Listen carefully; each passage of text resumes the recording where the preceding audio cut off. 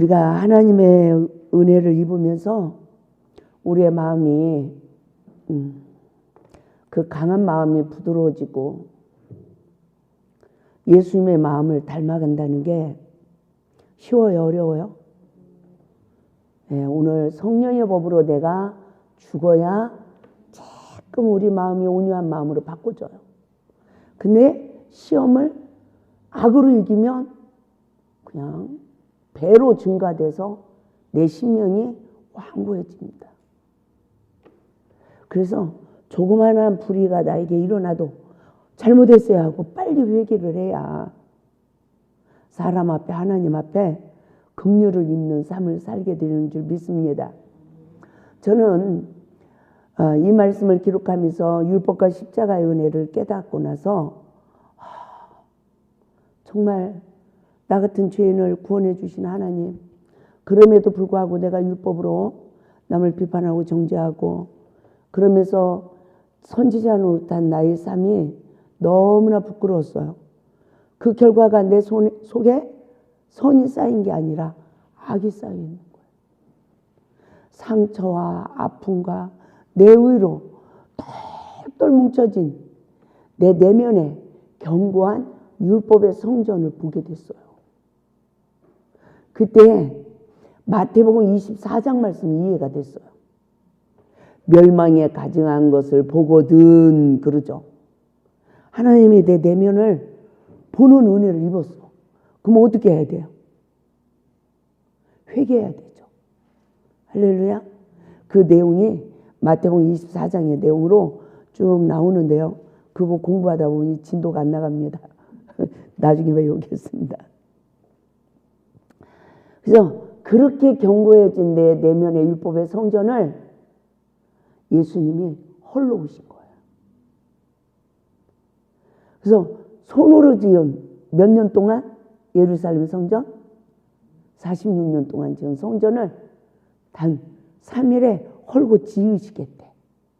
이 3일은 예수님의 십자가의 죽음과 부활을 뜻하는 거예요. 그래서 정말 그 내 내면에 그 견고한 진을 이 무지한 나를 하나하나 일깨우면서 또 예제시키고 진리로 나를 알게 하고 이러면서 성부 아버지의 사랑, 십자가 예수님의 사랑, 성령님의 하나님의 사랑을 알아가면서 그것을 말씀으로 알아가니까 놀랍도록 내 안에 하나님의 말씀이 성전이 지어지는데 그 율법의 그 견고한 성전이 3일 만에 무너지고 다시 지어지면 얼마나 좋겠습니까? 예수님은 단 3일 만에 죽으시고 부활하셨는데 세상에 나는 17년을 내 내면의 죄성을 보고 회개하니까 이제 악이 제하여진 거야. 해방감사 예배를 드려라. 그러니까 그때부터 조금씩 시험을 선으로 이길 수 있는 은혜가 주어지더라는 거죠. 그러면서 말씀이 정리가 되어진 거. 그래. 우리가 성령의 법 말씀으로 내 죄부터 봐야 돼. 그리고 내가 잘못했어도 말씀에 의지하여 내가 죽어야 돼. 말씀에 의지하여 안 죽어요. 저 사람 80% 잘못했어요. 나 20% 잘못했어요. 그러면 엎드려도 20%밖에 나 부인이 안 된 거예요. 근데 그 상대방 죄를 안 보고 100% 내 죄를 보고 말씀에 의지하여 엎드리니까 100% 내 자아가 파쇄되는 거예요. 사단이 100% 십자가를 못 벗겨진 거예요. 나는 100% 진리로 자유해지는 거예요.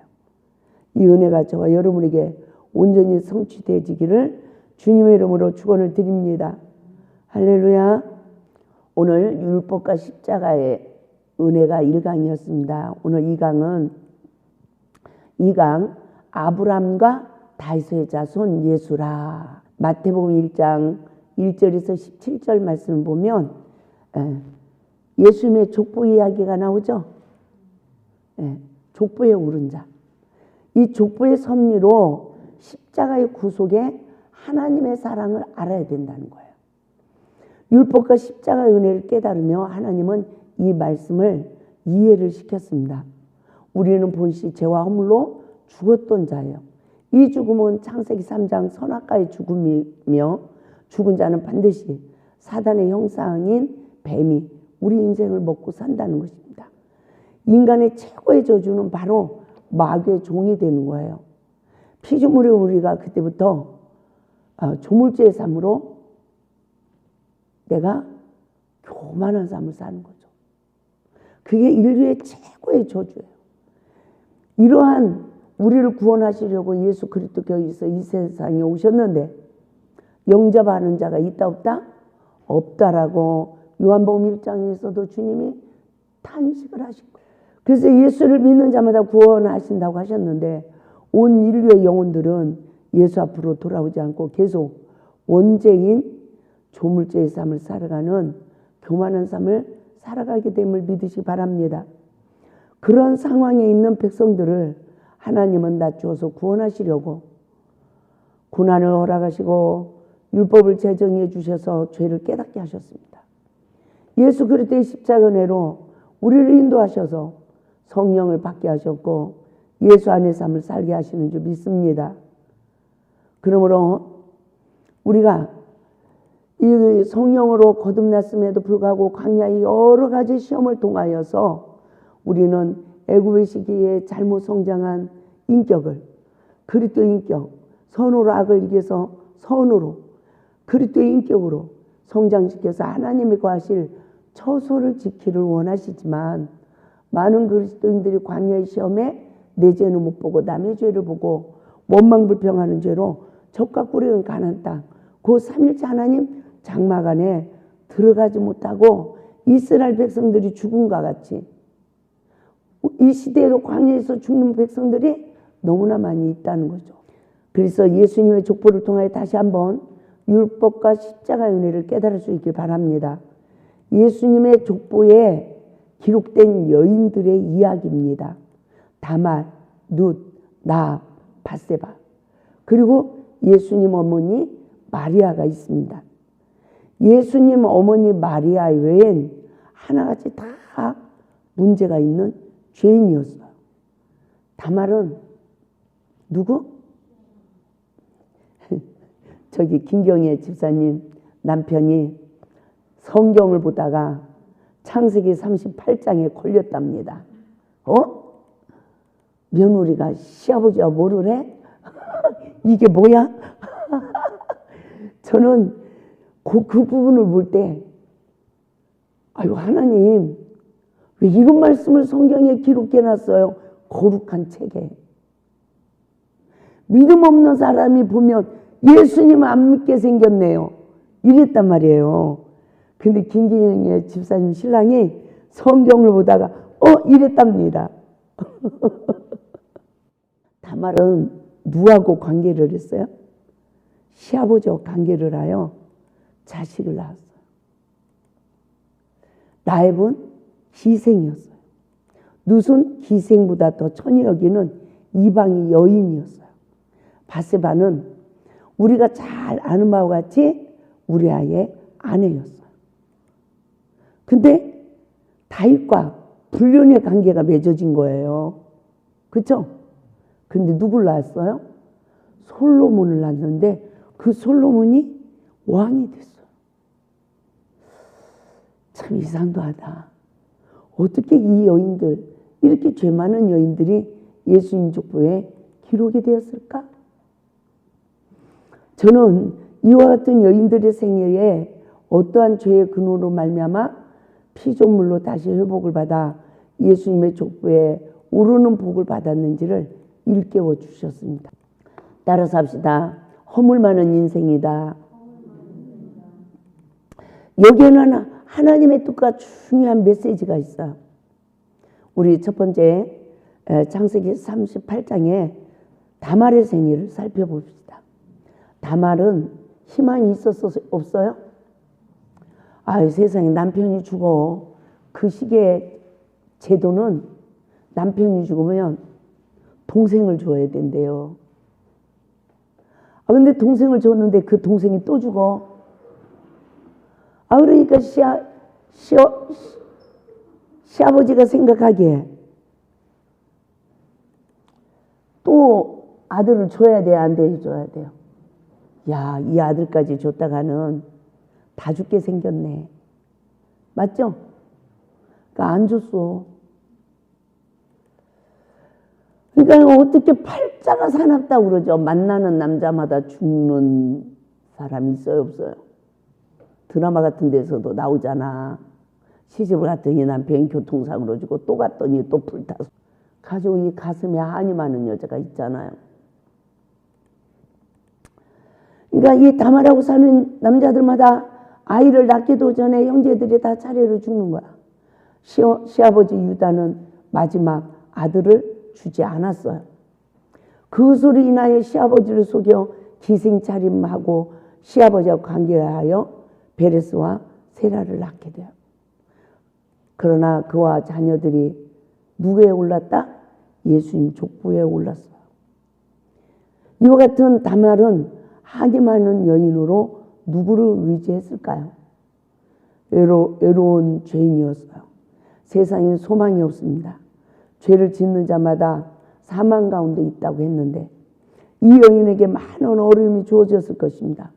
그리고 밖에 나가서 얼굴을 들고 다닐 수 있어요, 없어요? 너무너무 부끄러웠을 것입니다. 자식을 낳았지만 도장과 지팡이에 증거물이 없었다면 아이를 낳기도 전에 그는 죽어야 하는 죄인이었어요. 여기서 도장은 무엇을 의미하고 지팡이는 무엇을 상징할까요? 지팡이와 도장으로 생명을 유지하는 자가 되었어요. 저는 도장은 너는 내 거야. 우리에게 도장 찍었죠? 지팡이는 우리를 인도하시죠? 그래서 예수 그리스도가 아니면 이 여인은 죽었어야 된 거예요. 바로 그 시간은 낮아지는 시간입니다. 조물주의 삶을 버리고 피조물의 삶으로 하나님의 뜻인 창조의 목적이 그의 생에 성취된 줄 믿습니다. 룻기서를 봐요. 룻기서가 아니라. 두 번째 라합을 보겠습니다. 라합은 멸망에 이를 수밖에 없는 죄악의 도성에 살고 있었음에도 불구하고 구원의 은혜를 입게 된 이유는 하나님의 사람을 도왔던 것입니다. 우리가 하나님의 일을 하는 사람을 돕는 일은 무슨 일? 하나님의 일이에요.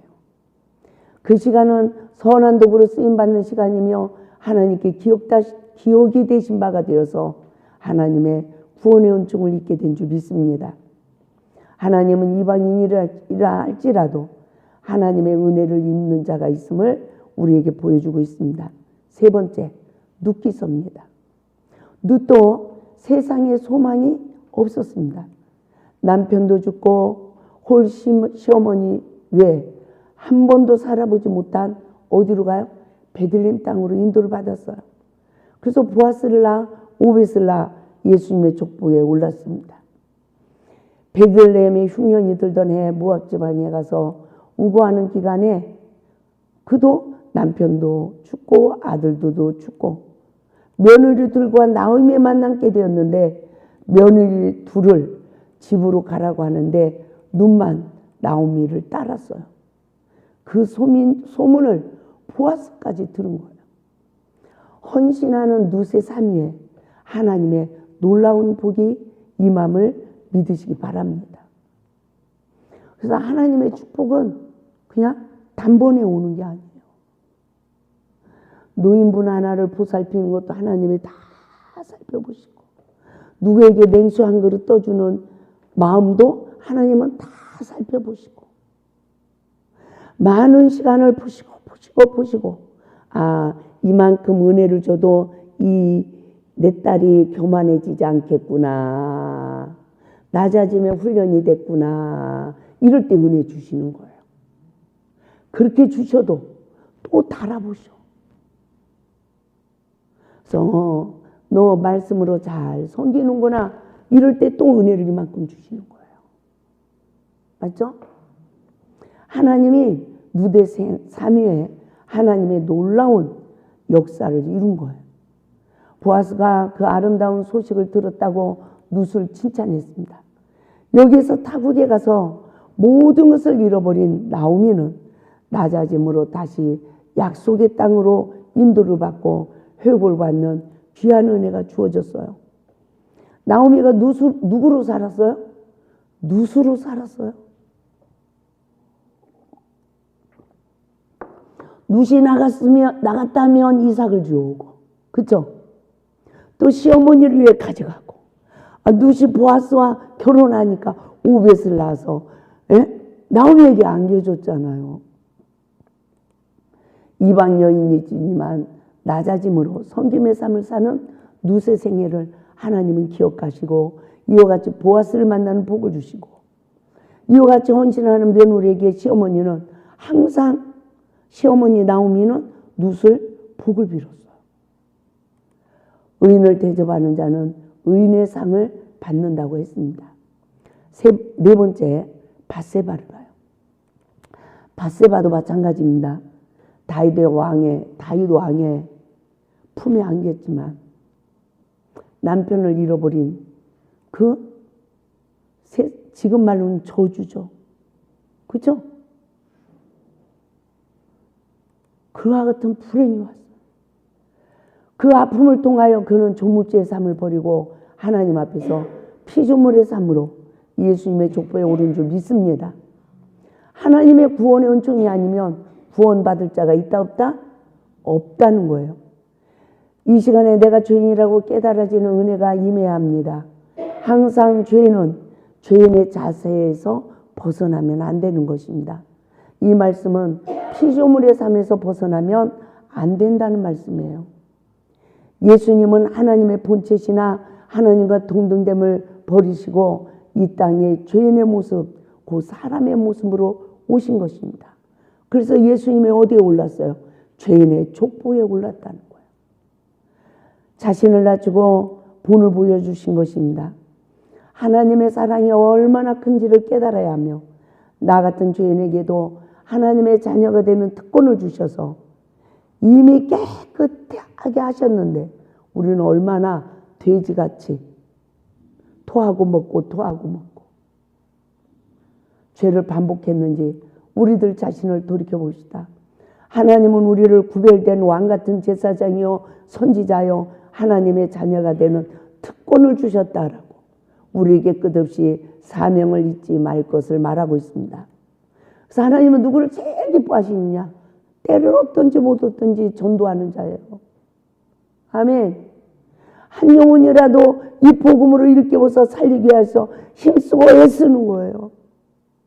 그래서 그냥 때로는 음식도 해서 대접하고 막 이러는 거예요. 나는 어제 오시온 전도사님 제가요 얼마나 이렇게 존경하는 부분이 있어요.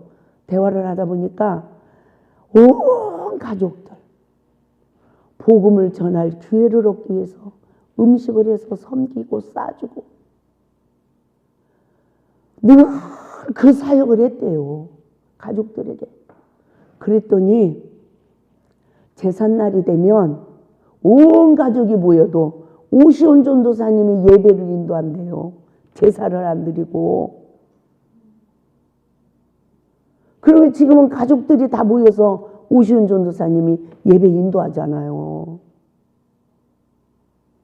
그러니까 내가 그들이 내 앞에서 하나님의 말씀에 은혜를 잊기까지는 와라 해갖고 그냥 되는 게 아니에요.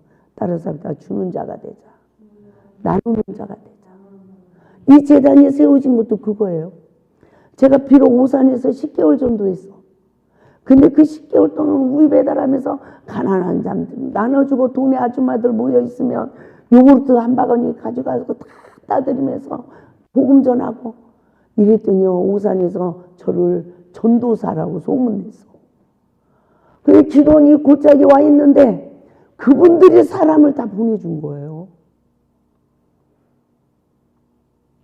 그리고 제가 한번 가면 그분들이 모여서 다 저한테 기도받고 예물 바치고 그러면 그 예물 가지고 저는 이곳에 와서 또 하나님 일하고 따라서 합시다. 심어야 거둔다. 심어야 거둬요.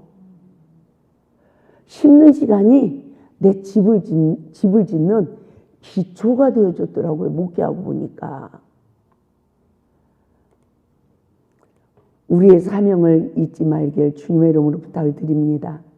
하나님의 은혜를 공급받는 자만 하나님 뜻에 죽기까지 복종할 수 있는 것입니다.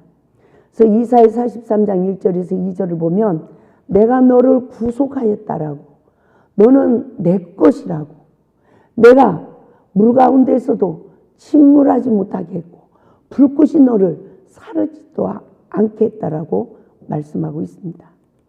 우리를 구원하시기 위해 죄인을 사랑하시는 하나님의 뜻을 깨달으니 우리는 이 죄인을 정죄하지 말고 피차에 피조물의 삶에서 벗어나지 말고 조물주의 삶을 온전히 회개하는 은혜가 있기를 바랍니다. 자범죄로 죄인이라는 것을 알게 하시고 구원하시는 하나님의 사랑은 놀라우며 그토록 깨닫지 못하고 조물주의 삶을 살아온 모든 시간들을 회개하고 악의 모양까지 버려지는 은혜가 충만해져야 될 줄 믿습니다.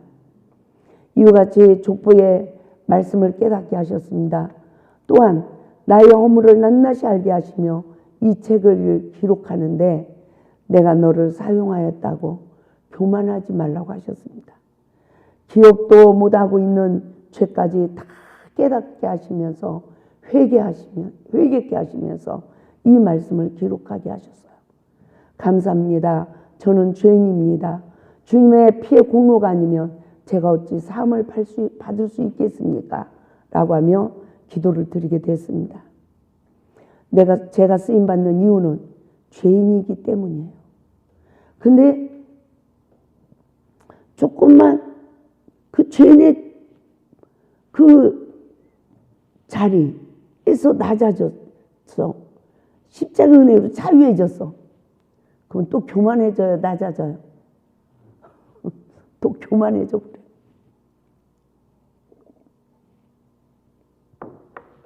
그러면 내 인생이 거치는 것으로 탁 넘어져. 그럼 남편하고 탁 부딪혀. 그럼 또 의인이야, 죄인이야? 또 죄인이 됐어. 그러면 조금 낮아져. 근데 은혜를 조금 주면 또 교만해져. 탁 부딪혀.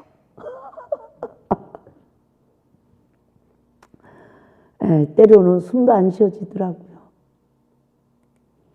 근데 그 시간들이 나를 낮추고 내 악을, 내 의를 파쇄하는 시간이었어요. 하나님께서 율례와 법도를 제정해 주지 아니하시면 이 땅의 모든 사람들은 자신이 죄인인 줄도 모르고 끝까지 조물주의 삶으로, 맞죠? 악한 자가 되어 멸망의 길에 이를 수밖에 없다는 것입니다. 하나님은 사랑하는 자마다 내 죄를 일깨우시면서 애굽에서 종살이에서 해방시킨 그 구속의 역사가 우리 모두에게도 이루어지는 줄 믿습니다. 하나님은 이스라엘 백성들이 몇 년을 침묵하셨죠? 400년. 400년의 침묵 시기가 있었어요. 그래서 교회에서 그게 암흑시기라고 그러죠. 그런데 하나님은 예수 그리스도의 생일을 나에게 주신다고요. 저도 보니까 내가 목회를 했어요. 안나야 처음에 그래. 하나님은 내가 알았어. 7년 만에 예수 신랑이 잃어버릴 줄은. 그럼 7년은 예수와 함께 일을 했어. 근데 7년부터는 선악과 먹은 의로 일을 하는 거야. 그러니까 먼저 먹은 포도주가 떨어지고 그러니까 11년이니까 4년 만에 쪽 떨어져 버렸어.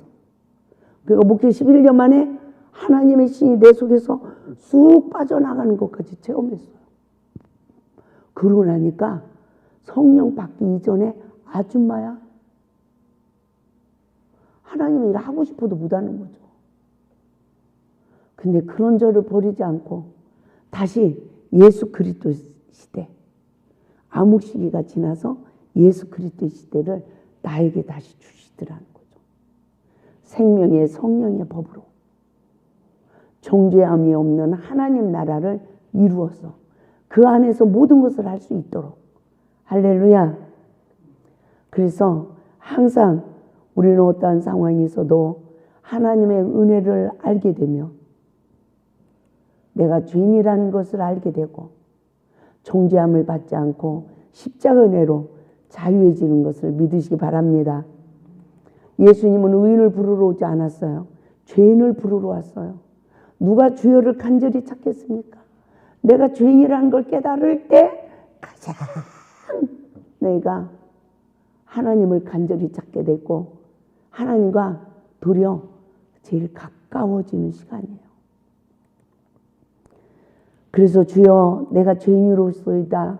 내가 귀로만 듣던 주를 눈으로 뵙나이다 라고 하나님을 알고 내 자신을 아는 복을 받아야 될 줄 믿습니다. 주님, 그동안 제가 몰라서 그랬어요. 저는 한없이 몰라서 그랬어요. 용서해 주세요. 다 몰라서 그래요. 하나님, 모든 사람들도 용서해 주세요.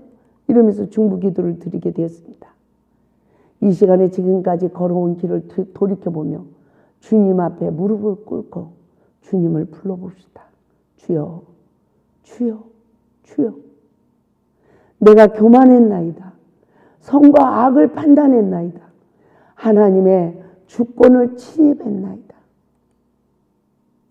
주님의 사랑은 허물을 덮어주며 긍휼히 여기고 불쌍히 여겨 목숨까지 주신 사랑이요. 그 사랑으로 구원에 이르게 하였건만 주여, 교만하여 목사님 허물 보고 판단하고 내 눈에 들보를 보지 못했나이다. 주여, 형제의 눈에 티는 보고 내 눈에 들보는 깨닫지 못했나이다. 주여, 제가 교만했나이다. 용서하소서. 억만 가지의 죄를 용서받았음에도 불구하고 나는 또 용서하지 못하고 도리어 정죄의 돌을 든 율법의 눈이 밝아진 자입니다. 라고 회개의 기도를 드릴 수 있길 바랍니다. 하나님의 사랑 안으로 인도하셔서 우리 모두에게 사랑의 갑옷을 입혀주는 귀한 은혜가 있기를 주님의 이름으로 축원을 드립니다. 할렐루야.